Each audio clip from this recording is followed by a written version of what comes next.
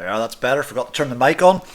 Good evening, good evening, good evening, everyone. Welcome, welcome, welcome. It is playtime. It is Wednesday evening. Can I get a check in chat that we are actually hearing me at the moment? And we are ready to go. This evening we are looking at waves. I'm going to look at types of waves. We're going to look at wave graphs. We're going to look at the anatomy of a wave, finding frequency, and the wave equation. Basically, everything up to you start drawing diagrams of reflection, refraction, and diffraction. So that's pretty serious in terms of what we need to get through. So let's get cracking at it now. Okay, so we got two types of waves basically. We have transverse waves. So Transverse, and then we have longitudinal wave. That's longitudinal waves. Okay, two basic types. You're going to be one or the other of these. How they're made depends on the direction of the vibration that's causing them, and that word is absolutely critical when you are describing these things. Okay, it is in the mark scheme. It is underlined. It is an essential word, and it is vibration. vibration, vibration. Okay, so if I want to make a transverse wave, okay, it's going to end up looking kind of uppy, downy like that.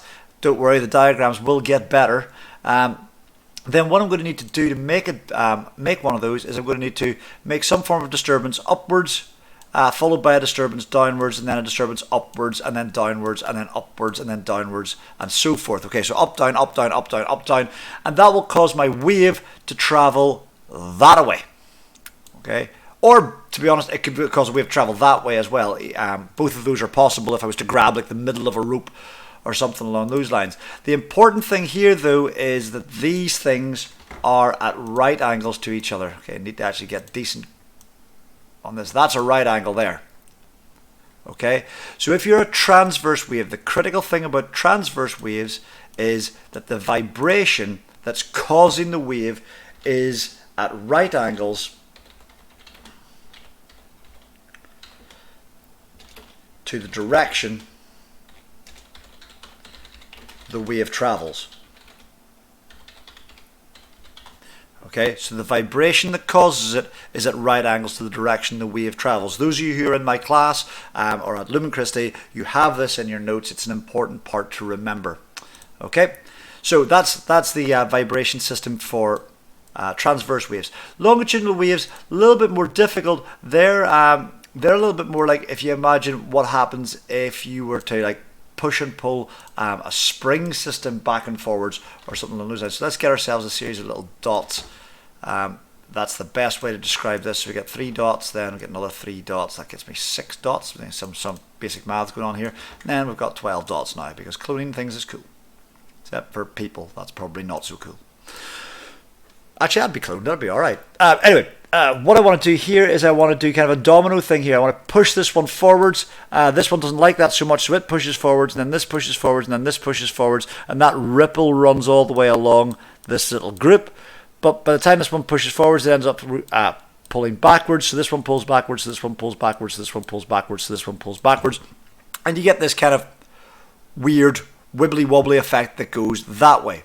Now, in order to make this do a wibbly wobbly thing, you need to wibble and wobble it backwards and forwards. Wibble and wobble is not the technical term, but it works. If I want to move it, I move it this way, and then I move it back that way, and then I move it back this way, and then I move it back that way, and that's the idea. And my wave, in this case, let's get a different color. We've got too much kind of randomness going on here. Good solid orange color. Move it that way, and our wave goes that way. So back, forward, back, forward, back, forward makes a wave that goes that way. All right. Now, we have no right angles to put in here, but what we can say is that this orange line and these black lines are parallel to each other. And that's a critical kind of idea here. So for our longitudinal waves, they're a slightly different story. So we'll get our definition of our transverse waves. We'll shrink it down and get it out of the way. Okay, so that goes up there. We'll keep that up there. For our longitudinal waves, our vibration that is causing it is now parallel to the direction of wave travel. Okay, if we're going for keywords here, the keywords are vibration and parallel, and the keywords here are vibration and right angles. Is that okay? Hopefully that's all right. That's your different types of waves. And you have to be able to classify certain things into those types of waves. Now, transverse waves are easy. There's piles of them. And by the time you get to the end of your revision, you'll know the entire electromagnetic spectrum is transverse. So you've got light, you've got EM, you've got ultraviolet, you've got radio waves, you've got microwaves, you've got gamma radiation, you've got all that. Plus you've got just regular water waves. Longitudinal waves, not so much. There's not too many in the GCSE course for this. Sound is the primary one for longitudinal waves. So sound waves are going to be longitudinal, and by extension, therefore, ultrasound waves. All right, happy? So sound waves and ultrasound waves are your two types of longitudinal. I don't want to spend too much longer on that because that's basic learning. Let's get down to what happens when we go and have a look at these waves. All right. So we've got, let's imagine that we have a wave on a string, and we've made it vibrate up and down in a transverse way, and we took a picture of it. So maybe this is what it looks like. I told you the graphics would get better. Check it out. I'm actually learning how to do things. Okay, so if this was a picture of a wave, and that's really important to understand. So let's do this in capitals, because let's shout it. This is a picture. It's not a graph yet. It has no axes. It has nothing along those lines. It's just snapshot. Okay, happy with that? So this is a picture. What can we see on our wave? We can see certain little parts of it. We can see that there's like top bits here and bottom bits here and here. Okay, and this pattern seems to repeat over and over and over and over and over. Now we'll get off caps lock because that's just rude. This top bit here is called a crest, and the crest of a wave is the highest possible point on that wave. Right. At the bottom here we have troughs. This is a trough, and a trough is the lowest possible point on the wave. Okay, so being technical, we can probably move that one over a little bit. Okay, it's the lowest possible point. It's the point that it turns round, just right at the end of it. Are we happy? Hopefully so. So that's the picture, and all you can get really from a picture is that information. You have no scale beside it. You have no method of looking at that. Right? But let's imagine that we actually took our picture and we had some ruler stuff going on, and we were able to actually measure some distances. Well, imagine we were looking down on this. This was like a rope being flashed across a desk or something like that. Then we'd put in our scales. I'm going to put my scales in blue because we've got a lot of black lines going on here during the course of this. So let's put a little blue scale here and a little scale down here, kind of down the middle. All right. Now, because this object is moving in 2 dimensions, it's moving up and down the desk. Okay, imagine you're looking down on it. It's moving kind of towards the edge of the desk and away from the edge of the desk, but it's also moving along the desk.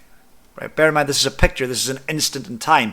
An instant later, it's going to look completely different. But right now, snapshot. Okay, so we have 2 measurements. Then we have a distance measurement on the top. Okay, up the side, we can measure how far it is away from the center of the desk.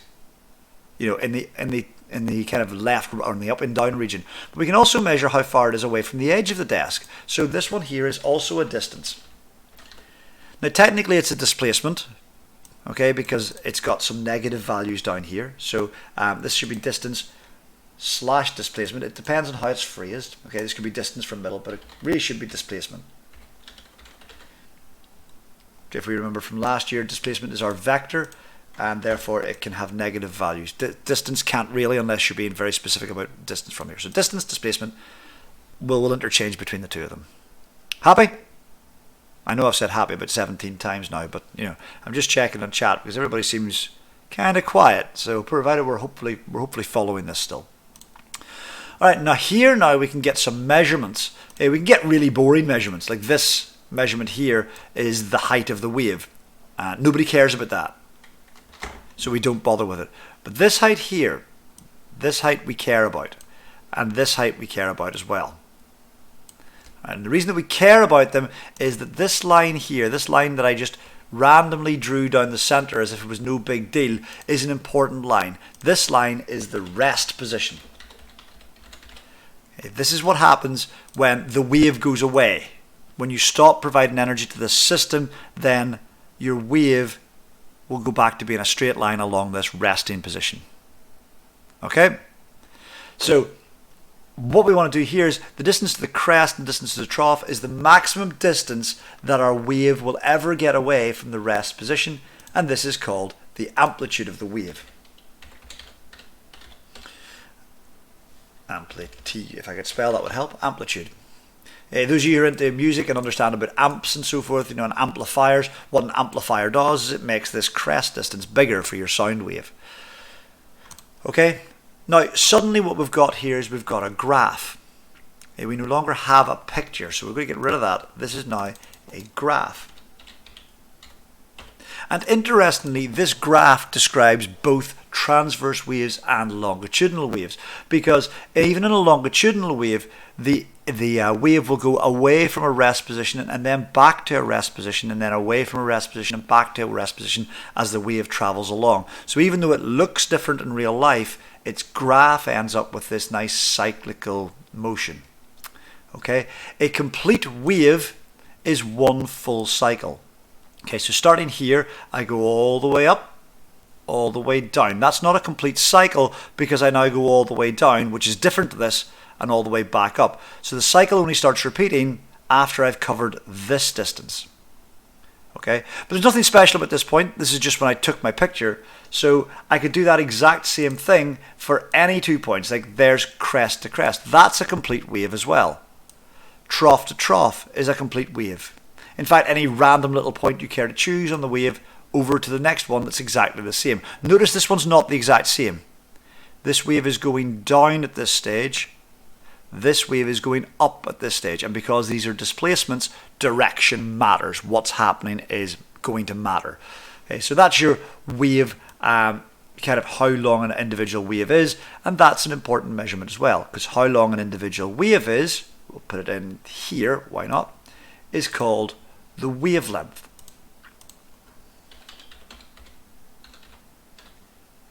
And you can tell it's really, really important because it gets its own symbol. Okay, it gets the symbol lambda in Greek, right, which looks kind of difficult to do because we've got nice fancy font here. But if you want to draw lambda, draw a diagonal. Oh, not that. Don't draw that. Whatever you do, don't draw a random pink dotted line. Draw a diagonal line like that and give it a leg. Okay, and that's your lambda. It's like an upside down Y, or a giraffe that's had its head cut off and one of its legs and is really badly drawn. Okay, happy with that. Now most people will measure from crest to crest or from trough to trough, just because they're easier to identify on graphs. But if I've got a displacement graph, I can measure these things. I can measure amplitude, I can measure wavelength, I can measure where the crests are, how high the troughs are, how low they are. I can measure the height of the wave, but it's a waste of time. Hopefully that's okay. All right, onward then. Onward we go. Let's do that exact same situation again, except, well, let's see what type of graph we could draw. What if I just, instead of looking at the whole wave, I just like super laser focused in on one particular little particle in the wave. Okay, so this could be quite interesting to try and draw. Okay, so a wave's going to come passing past this little point here. Okay, so my little particle, let's see if I can bring him to the front. That's better. My little particle, as the wave's going to pass by, is going to follow the pattern of this wave. Okay, which means that here he's grand, but here he's going to jump up to this point, and then he's going to jump up to that point, I'm going to jump up to that point, and then jump down to here as the wave kind of disturbs his resting position. The result is I'm going to watch this little particle. If I was watching this all the time, it would just go up and down, and up and down, and up and down, followed by up, and yes, you've guessed it, down. Tell you, the quality you get in this channel is amazing. But if I was to say, right, how would I draw that as a graph over time? Well, it doesn't look like an up, down, up, down, up, down graph. That's if it doesn't have time, it just goes up, down, up, down, up, down, up, down. That's no fun. But if I start sketching time on this axis, it goes up, down, up, down, up, in a kind of stretched out way, which gives us the exact same shape of graph that we just had. So let's pop that in. Okay, so let's get ourselves this graph again. So this was the wave that tried to make this happen. And let's stick on some axes. This time we're going to draw them. We'll not draw them in blue. We don't want to confuse you on this one. So let's get a lovely light purple color. Nice royal purple. So up it goes there, and then down this side. What are we measuring in the up and downward direction? Well, we're measuring how far he is away from his rest position. So this is a displacement again. No big deal. But along the x-axis, it's different this time. This time we're looking at a single particle, but we're looking at what happens to it over time. And this makes for some different information and some of the same information. We still get crests and troughs, so let's get them labeled. And there's my crest, and there's another crest, and there's a trough, and there's another trough. Excuse me, shouldn't have had that apple pie before I started. Okay, we still have our amplitude because we still know what our maximum displacement is away from rest position. We still get that information from this graph. What we don't get though is the wavelength, because my distance from crest to crest, I'll pop that in the same kind of style that we did last time. If I go and measure this distance using this axis, I would get a distance in seconds or in hours or whatever it is that I've decided to move or measure my time in. And that's certainly not a length. It's definitely not a length. This is a time for a wave. Time for one wave. And we can't just call it time for one wave because that sounds like you might know what you're talking about. We have to make it as difficult as possible for people to understand. So we call this the time period of the wave in seconds. It is important as well. It gets its own little symbol. Not important enough to get some Greek, but it is important enough to get a capital T. I pity the fool. You're all too young for that. Okay, so time period gets a big T, and it will be called big T from here on in. The time period of a wave, big T. And again, it can be measured just like the wavelength, provided you've got time on here, and that's the exam trick. Do you have time on this axis? Time period measured from here, or measured from here, or measured along here in exactly the same way. All right. So what do we do with this? This is all very pretty graph stuff, but it's sort of that thing you go, oh, that's awesome. Why do I care? Well, we care because we can use this information to work out how fast the wave's going, how many waves we're getting every second, and that can be used for things like radio wave transmissions. It can be used for mobile phone signals. It can be used for refresh rates on TV screens. It can be used in piles of technological kind of ideas. Okay, so this is super useful once you get the higher level stuff. But we need to get the basics right first. So we need some terms. Okay, so some basic terms are frequency and wave speed and wavelength. Okay, so we've kind of come across a couple of these already. Frequency, though, is the new one. It's the number of waves in 1 second. Okay, and that is measured in hertz, HZ. HERTZ to spell hertz, so it's one of those weird ones that it's 1 hertz, 2 hertz. Sir, T is Kelvin. Yeah, not so much. We use theta a little bit. Team chemistry use T, but we'll use theta. And yes, I know theta is an angle, but it's highly unlikely you're going to measure an angle and a temperature at the same time because angles and temperatures tend not to go well together. All right, so thank you, Suave NG. That is like the weirdest name ever. Okay, so wave speed anyway. Guess what that is? It's the speed of a wave. And it's measured in meters per second, or centimeters per second, or millimeters per second, or feet per second, or whatever it is you happen to do. Your wavelength is the length of one wave, and it is measured in either meters, centimeters, or millimeters. And it's what your wavelength is measured in that dictates what your wave speed is going to be measured in. Is that okay? So we need to get how these things all come together, and we've got some equations here. One of these equations is not officially recognized. I still think it should be, but be careful of what I'm about to give you here. Okay, so our first equation is that frequency equals the number of waves that occur divided by the total time. And if you write that in an exam to try and find a frequency, if you've been given the number of waves, and that, oh dear, whoops. If you're given the number of waves that, and the total time, that's absolutely fine. But you can't shorten it. I would have a habit of shortening that to F equals N over T. That's not an equation that's recognized. That's not an equation that's recognized. So as a result, we can't do that. We have to write this full thing out if we want to do that. Okay. Now, it just so happens there's a special case of this. imagine for a second that we were doing the frequency equation, frequency, frequency. But let's imagine we had the very, very, very special case that the number of waves that was occurring was 1. Well, if 1 wave is occurring, how long does it take for a single wave to occur? By definition, that's the time period, because the time period is the time for 1 wave. So we can put, instead of total time on the bottom, we can put T for total time. And frequency equals 1 over big T is absolutely fine, because that is frequency is 1 over the time period. So 1, I'll get a little box down here, over the time period. And the time must be in seconds. In no two ways about that. You can't muck around with hours, minutes, whatever. And this is a thing that we'll do.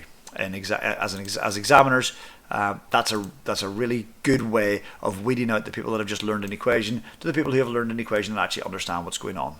So there's 2 equations that we absolutely have to have in place to get frequency. And I'm not trying to hide them on you, I promise. I'm trying to highlight them. So our third equation then is the biggie. It's even called the wave equation. Okay, so that gives you an idea, and it is the fact that the wave speed is equal to the wavelength, or the we'll start with frequency, because the way I like it is the frequency, frequency, frequency multiplied by the wavelength. Okay, and that's a little bit long-winded, so we're going to change that to wave speed V, not S. For those of you doing triple award, you'll understand why that S is used for displacement, for no reason, because D is used for distance and so forth. So wave speed, think wave velocity more than anything else. Frequency is F, because it wasn't fancy enough. I don't know why it wasn't fancy enough to get its own little bit of Greek, but V equals F lambda is our equation. For those of you who are not kind of on team maths, if you're not on team maths for a 3-part equation by the time you're in 5th year, you could probably do with doing some maths. But we'll give you the equation triangle for it anyway, that V is equal to F times lambda. Okay, and that's your triangle of remembrance on that one. Triangle of remembrance? That's the weirdest way that anybody's ever put that. Your memory triangle for that one, your maths triangle. And then we'll just highlight that, because we've highlighted everything else, and this is the most important one. So we'll highlight it in like gold, I suppose. Yeah, or slightly tanned as opposed to gold. Okay, Kieran, good to see that you're watching the match on Sky Sports. You know, absolutely keeping yourself committed to what's going on here. Anyway, that's it as far as kind of waves tend to go. Now what we need to do is we need to see, right, how do we do this in real life? We've gone quite quickly through this. We're going to have this as a reference. Let's try a couple of examples before I let you go for the evening. So let's try example 1. Okay, let's try 1. Let's not do it in symbol, because that could be very fun. 1, let's try 30 waves pass a point in 5 seconds. What is the frequency of the wave? Okay, nice simple one. You'd be happy to get that. Okay, so what do we actually know from this question? And this is important. We need to be able to pick stuff out. We have 30 waves, and we have 5 seconds. If you ever see numbers in a question, it's going to be important. It's going to be important. Okay, so we want frequency. So these are our 3 things. Frequency, we've got a time, and we've got a number of waves. So flick back here, we have a frequency, a time, and a number of waves. So this is my equation that I want here. So I'm just going to lift this, minus the box probably, and paste that in as my equation. That was going so well, and it's not going to happen for you. I sometimes hate this thing. Right, so we want frequency, because we have to write it out in full. That's why I want to copy and paste it. We can't use shorthand. So frequency equals number of waves divided by total time. Okay, we're trying to find the frequency, so frequency equals number of waves 30 divided by total time 5. So frequency equals 30 over 5, which is 6, and our unit for frequency is hertz. Nothing to it. Nothing to it. I don't know how I messed that up. I don't know. Right. Let's try something a little bit more complicated. Okay. Question 2. A wave has time period, or just sometimes just called period, has period of 7 seconds. So everybody hates 7, right? It travels at 10 meters per second. What is the wavelength? Question mark. And this one will be a good old 4 markers, so that'll give you a clue. There's a lot to go with. Okay, so we have some things that we need to look at here. We go, right, it travels at 10 meters per second. Okay, so that's some form of speed. This is about waves, this is speed, so this is v. Okay, we know that. We're being asked to find the wavelength. Okay, so that's going to be lambda. I'll put this in red down there. So we know we need the frequency. We can't solve this. We've got v, we've got lambda. We know that f has to be around here somewhere, but we don't have it. What we have is that we have this, which is big T. So we need to get f from big T, because we've learned our equations well enough that we're completely confident that this is the right way to be doing this. We want to use v, wrong one, we want to use v equals f lambda. Okay? We definitely want to use it because we can abbreviate it, which is good. But we can't just yet because we need to go about finding f. We have T, and we should know that frequency is equal to 1 over T, our second equation here. So frequency, we're still in symbol, frequency equals 1 over big T, so the frequency equals 1 over 7. Nobody likes that, okay? Nobody likes that. We can go with the decimal answer if we want, or we can leave that as a fraction. But we're going to go with f equals 0.143. Okay, 3 decimal places, pretty good place to go in that. It should keep things okay. So we've got f now, so we're in business. We want to use v equals f lambda, but we're going to need to rearrange that because we want lambda. So we don't like maths, we want lambda. Go to our equation, cover that up. That's v over f, okay, or we just divide both sides by f. Either way, we want our start point to be that lambda then is going to equal v over f. That leaves me then with lambda equals my velocity, which was 10 in meters per second. We're happy with that. Frequency 0.143. Just check it's okay. The time was in seconds, so that's the right thing to do. So 0.143 gives me a final answer then of lambda equals, get your calculator and do 10 over that, which gives us 10 over a seventh, which is 70. Okay, you might get a slightly different answer if you left it running. I left it in my calculator, so it works out fine. 70. Now, what's the unit? It's a wavelength. And like we said back here, wavelength is going to be measured in either meters, centimeters, or millimeters, depending on what the wave speed was. So the wave speed was in meters per second, so lambda is going to be measured in meters. And that really is all there is to it. You get these kind of two-part ones sometimes.